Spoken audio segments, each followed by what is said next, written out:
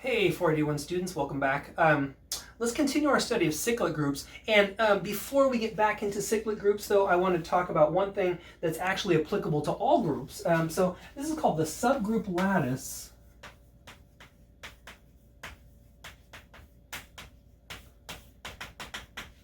of a group. And what this what this is, it's sort of a picture, a diagram that gives a description of how all the subgroups sit inside a particular group. And so here's the idea. If G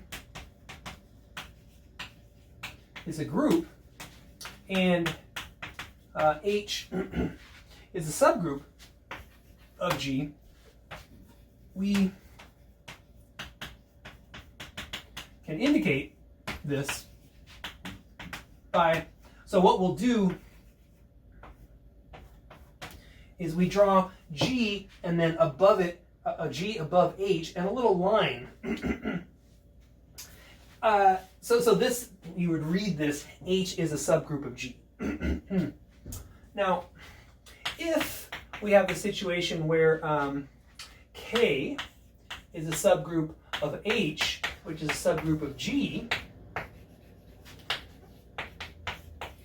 we write it like this, G little line H little line K, and so this indicates that K is a subgroup of H, which is a subgroup of G. Now, it turns out then that K is a subgroup of G. We don't put an extra line there. It's transitive by just saying, oh, if K is a subgroup of H and H is a subgroup of G, then K is a subgroup of G.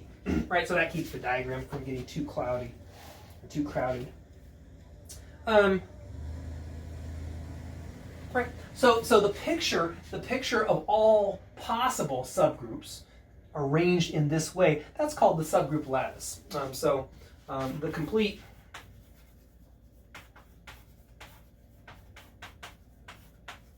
diagram depicting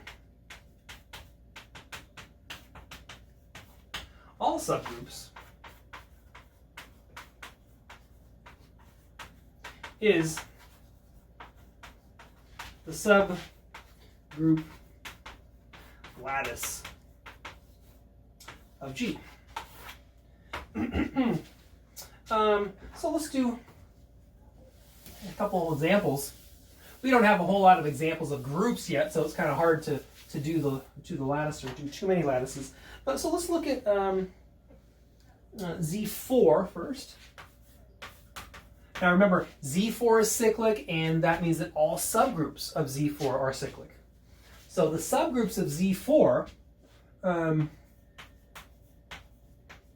well, let's see, Z4 has 4 elements in it, 0, 1, 2, and 3. So to figure out who the subgroups are, all we need to do is look at the subgroups generated by each of the elements. So the subgroup generated by 0 is just the trivial subgroup. The subgroup generated by 1, that's going to be, well, it'll have the identity in it, of course. It'll have 1. It'll have 1 plus 1, which is 2. It'll have 1 plus 1 plus 1, which is 3. And then if you do that again, 1 plus 1 plus 1 plus 1 is 4. Mod 4 is 0. There's the subgroup generated by 2. That will be 0 and 2. And then there's a subgroup generated by 3. So let's see, that's going to have 0. It's going to have 3. 3 plus 3 is 6, which is 2. 3 plus 3 plus 3, that's going to be 9 mod 4, which is 1. And then 1 plus 3 gives us 0. Right?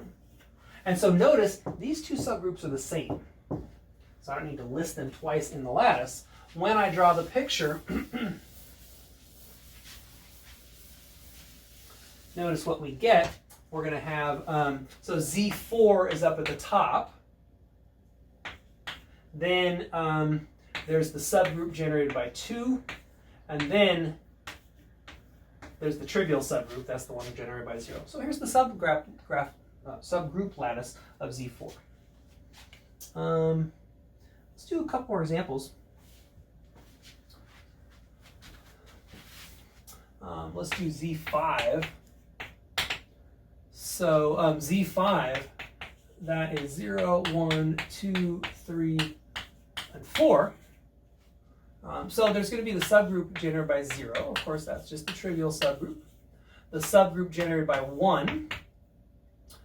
So let's see, we'll have 0, we'll have 1, 1 plus 1, 1 plus 1 plus 1, 1 plus 1 plus 1 plus 1, and then it's going to cycle back and give us 0. Subgroup generated by 2, that's going to be 0, 2, 2 plus 2 is 4, then we'll get 6, which is 1, add 2 to that, we get 3, and then 3 plus 2 is going to give us 5, which is 0. So, notice, these are the same. So let's try subgroup generated by 3. So we'll have 0, then we'll have 3, then we'll have 6, which is 1. Then we will have 1 plus 3, which is 4. We will have 4 plus 3, which is 7 mod 4. I missed something. 3 plus 1, and 4. 4 plus 3. Oh, 4 plus 3 mod 5 is 2. And it turns out that that's exactly the same as the subgroup generated by 4 and the subgroup generated by 5. So, what do we see? 0 generates the trivial subgroup. All the other elements turn out to be generators for Z5. They all generate Z5. And so when we draw the subgraph or the subgroup lattice for Z5, it just looks like this. Z5, and then the trivial subgroup. You can draw that with set brackets or angled brackets, but so there's the picture in that case. So Z5 doesn't have a whole lot of subgroups, does it, right? It's got itself and the trivial subgroup. Let's do one more example. Let's do Z6. All right, so Z6 is 0, 1, 2, 3, 4, and 5. And so let's see how this goes. So subgroup generated by 0 is trivial. Subgroup generated by 1, I think everybody should agree at this point that 1 is a generator for Z6. The subgroup generated by 2, so let's see, that will be 0, 2, and 4. The subgroup generated by 3 will be 0 and 3. The subgroup generated by 4 will be 0, 4, 4 plus 4 is 8, mod 6 is 2. So there it is. And then the last one, subgroup generated by 5, you can check that's actually also equal to Z6. All right, so there's a complete listing of the subgroups of Z6. And when we do the lattice then, we'll have Z6 at the top. And then below that will be subgroup generated by 2. Whoops, I gotta draw this a little bit better, don't I?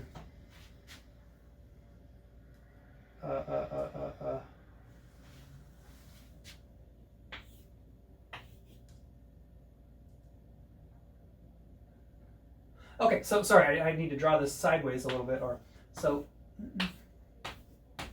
we actually have to draw it like this. So the subgroup generated by 2, 0, 2, and 4, versus the subgroup generated by 3, 0, 3, they're not contained in each other. So I don't want to put one below the other. I put them side by side and draw it like this. And then there's one more subgroup, that's the trivial subgroup. So the lattice looks like this in this case. Okay, so we can do more examples like that, and we will see more examples. The subgroup lattice is defined for all possible groups, but I mean for infinite groups it's difficult to draw. So typically the subgroup lattice is really only interesting, or at least it's only drawn, in the case that groups are finite.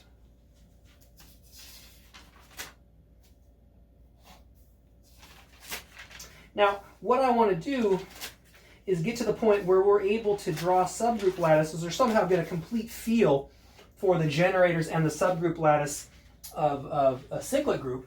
And so this theorem will get us on the way to that. So theorem 6.7.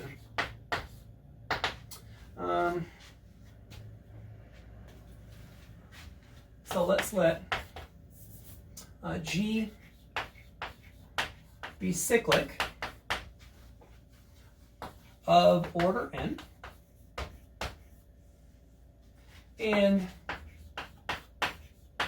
let G be a generator for capital G. Two things are true. So if K is a natural number, then part A, the subgroup generated by G to the K is equal to the subgroup generated by G raised to the GCD of K and N. So there's part A. And part B, the order of G to the K is equal to N divided by G raised to the, just GCD of K and N. All right, so this is sort of a computational theorem. It allows us to first identify multiple generators for the same group, right? G to the K gives us exactly the same subgroup as G raised to the GCD of K and N. Also, it allows us to compute the order of the element G to the K, which then tells us the order of that subgroup right there. Okay, so let's prove this theorem.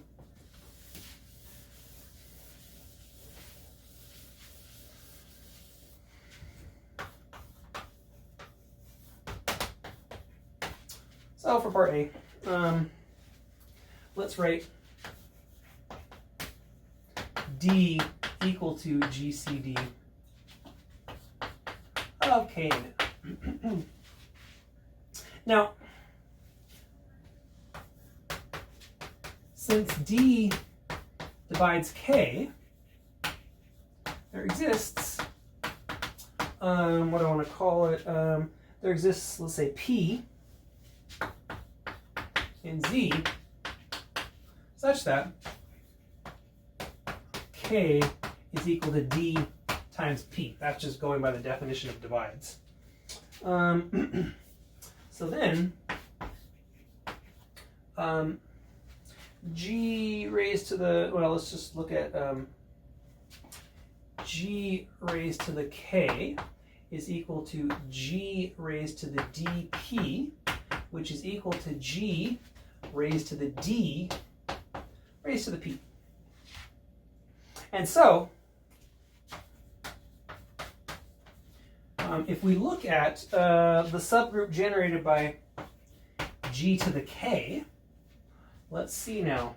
G to the K is a power of G to the D. So that tells us that the subgroup generated by G to the K is contained inside the subgroup generated by G to the D. Right, so notice we're trying to prove equality here. What we've shown so far is that the left-hand side is contained inside the right-hand side. And so now we need to do the reverse direction. Now,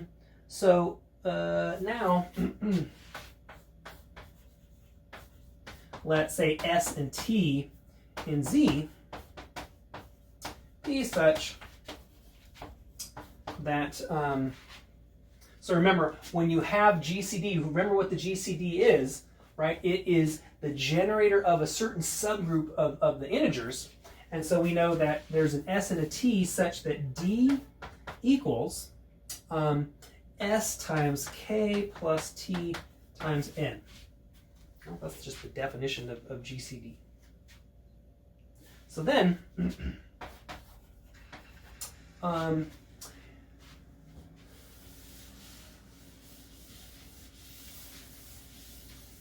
if I look at G to the D, that's equal to G to the SK plus Tn, which is equal to g to the k, g to the k raised to the s times g to the n raised to the t. Since the order is equal to n, we know that this is the identity right here. So this is g to the k raised to the s. So now we have g to the t expressed as a multiple of g to the k. Therefore, we have the other side. So we have g to the d is contained in the subgroup generated by g to the k. All right, so now we have containment in both directions. That gives us equality. Okay, so that takes care of part A. And now for part B,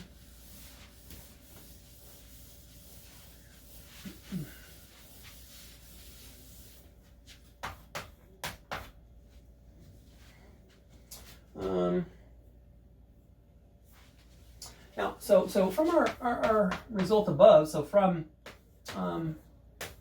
part A, we have, so since g to the k, subgroup generated by g to the k, is equal to the subgroup generated by g to the d, that means that both elements have the same order. So from part A, we have g to the k has the same order as g to the d. And so it suffices to compute the order of g to the d. So that's what I'm going to do now. So since g to the d, there's a little trick here, raised to the n divided by d is equal to g to the n, which equals the identity. It follows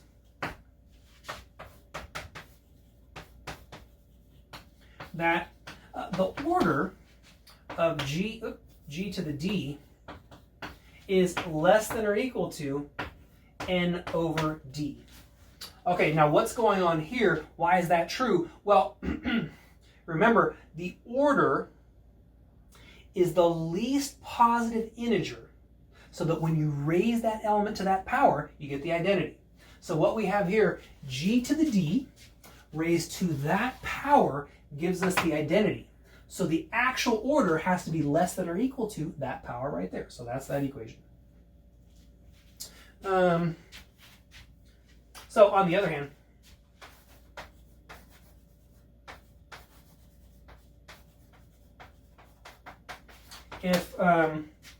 if I is strictly less than n over d,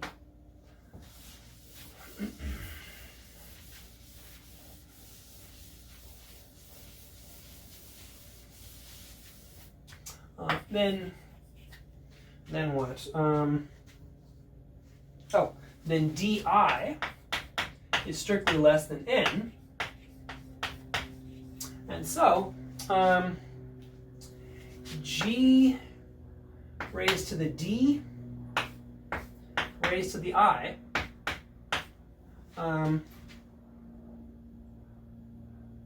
is not equal to the identity. Why is that? Because n is the least positive integer for which g raised to that integer is equal to the identity. So if di is strictly less than n, then this element right here cannot be equal to the identity. And so what does that tell us? So we showed that the order has to be less than or equal to n divided by d. And then we showed that it's impossible for the order to be strictly less than n over d. So we had less than or equal to. The less than part fails, which means that we have to go with the equal part. So therefore, the order of g to the k, which equals the order of g to the d, equals n over d. And remember, d, that was the GCD, so let's just remind you, n over GCD of k and n. Okay, so that completes the proof. That was kind of a fun proof. And so this is going to allow us to do computations with orders and subgroups within cyclic groups. And I think I'm going to leave it right there. How much time have we gone through? Oh, well. Let's see how much we've got.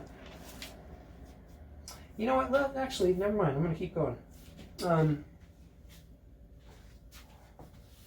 thought I'd been going longer than I had, but it's only been about 20 minutes.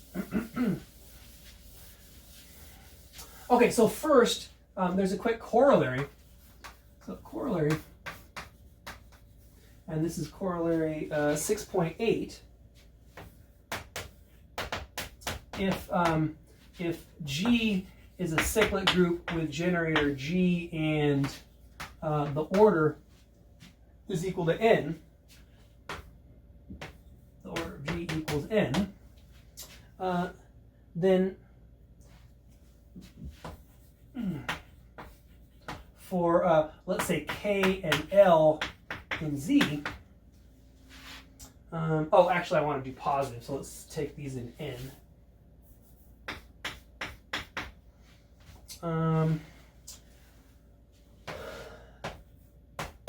The subgroup generated by G to the K is equal to the subgroup generated by G to the L if and only if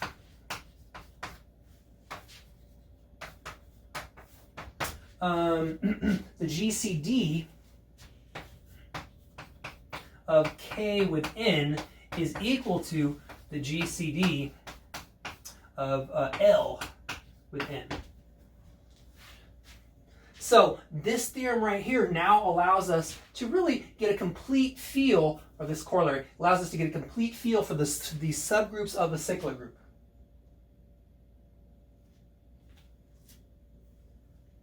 Every time you have powers whose GCDs with N match, you're getting the same subgroup, so you get redundant information. You don't need to consider both of those.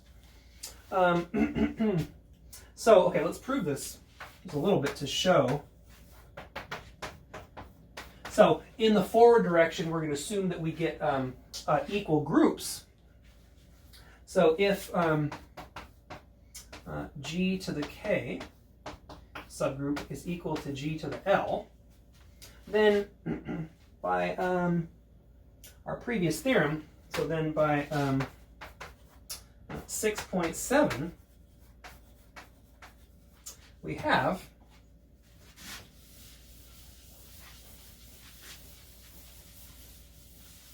that, so what do I want? I would look at K over GCD of K and N. That's equal to, sorry, not a K, an N. N goes there.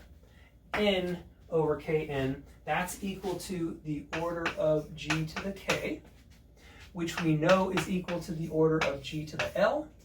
That's equal to N over GCD of L with N. Okay, so that proves the forward direction, right? By just multiplying both sides, cross multiply if you like. What we get is that GCD of Kn has to equal GCD of L with N. Okay, so now in the reverse case, so if GCD of K with N equals GCD of L with N, then what? Okay, so let's look at the subgroup generated by G to the K. That's equal to, so we know that's equal to G, the subgroup generated by G raised to the GCD of K with N. Now you can probably see which direction this is going to go. That's equal to G, or subgroup generated by G raised to the GCD of L with N, right, because these exponents are equal. And then this is equal to G raised to the, what am I doing? L. That's by 6.7. Okay, so that completes the proof of the corollary.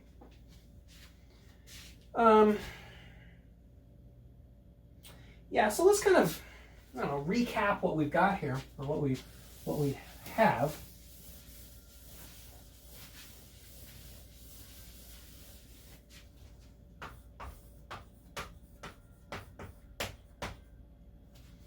So let's say that we have a cyclic group. So if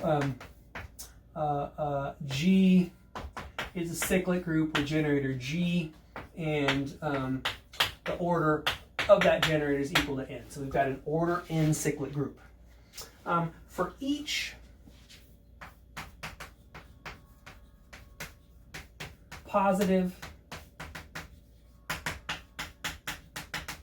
divisor, little k of n, there is exactly one cyclic subgroup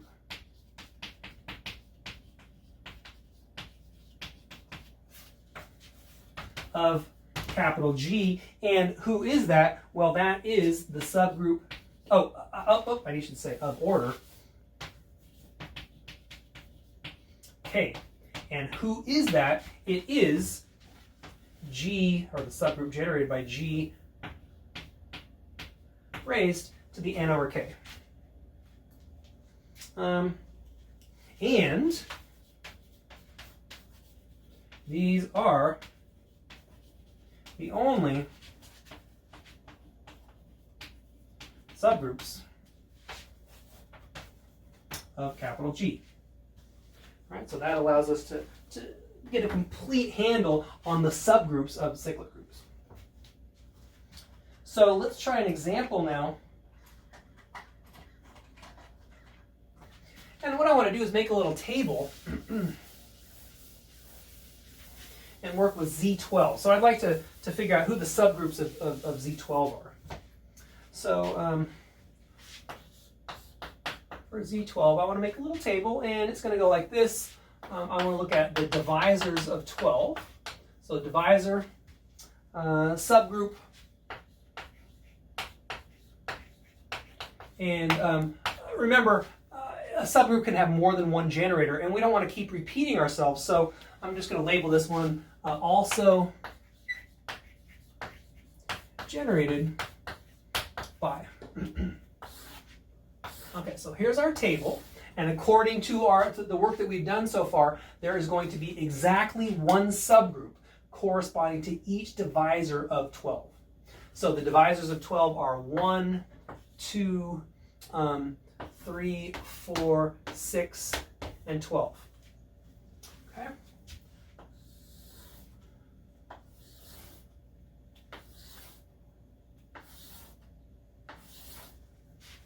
So first we need a subgroup of order 1.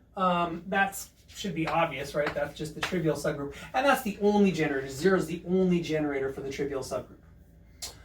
Okay, so now there's a subgroup of order 2. Now, who is that going to be? Well, that's going to be the subgroup generated by 6. That's the only generator also, so let's put little slashes here. Okay, so now generator, or subgroup of order 3, that's generated by 4. And the other generators, well, it's got 8. So 8 is another generator of that subgroup. And why is that? Right, the order of 8.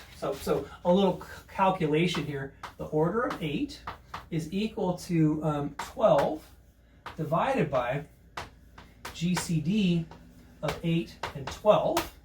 That's equal to 12 over 4, which equals 3. So that tells us that the order of 8 is 3, which means it generates exactly the same subgroup.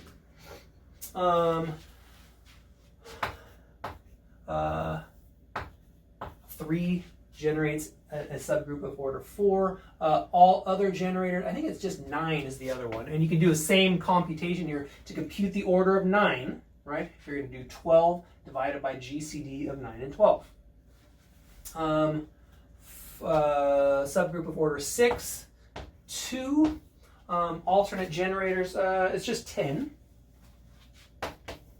And then a subgroup of order 12, which by the way is equal to Z12 itself, order 1, subgroup generated by 1, and the alternate generators are, so let's see who else does that, 5 and 7, 11, I think that's it, 5, 7, 11.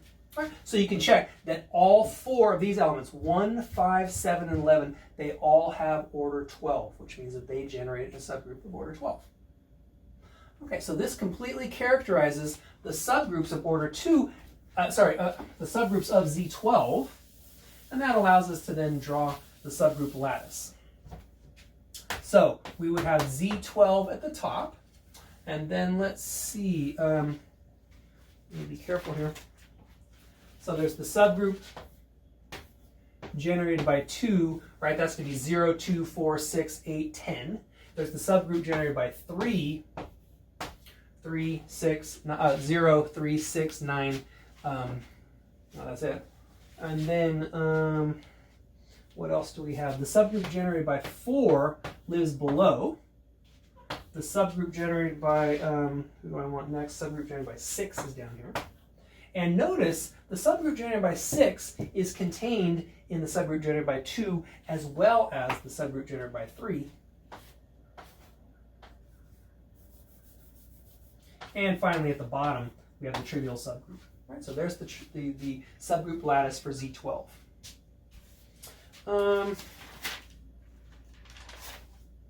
Let's try another example. So same idea, I'm going to make a table, it'll have exactly the same columns. But now instead of doing Z12, let's do Z16. Okay, so the divisors of 16, 1, 2, 4, 8, and 16.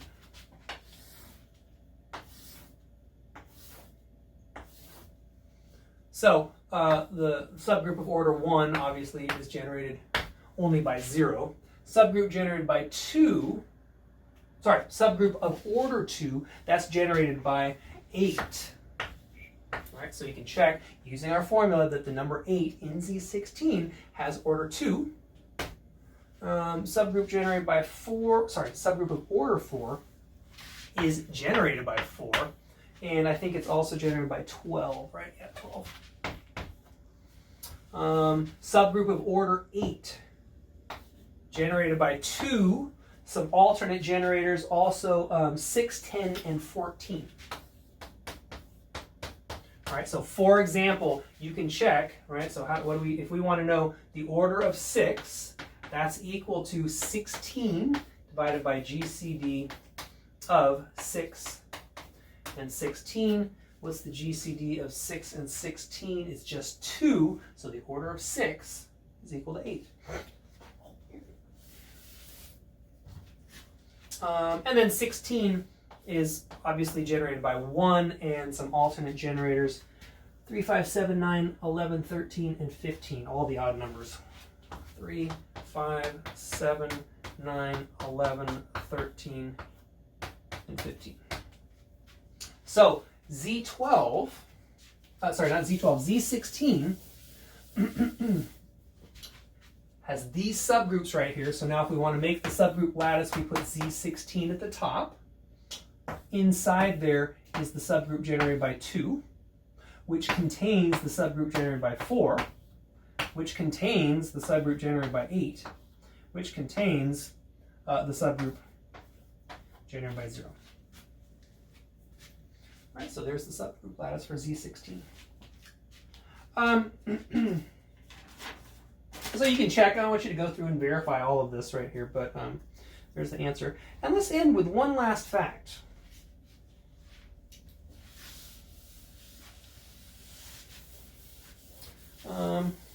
I guess I'll just consider this an observation.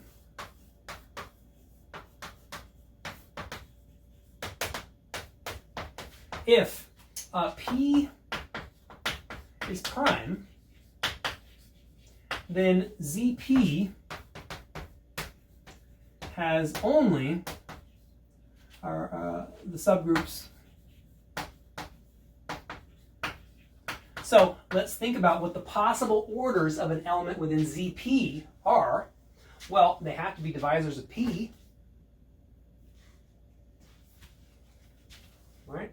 So the subgroups correspond to the divisors of P, and the only divisors are 1 and P. So that means that it has only the subgroups, the trivial subgroup, and ZP itself.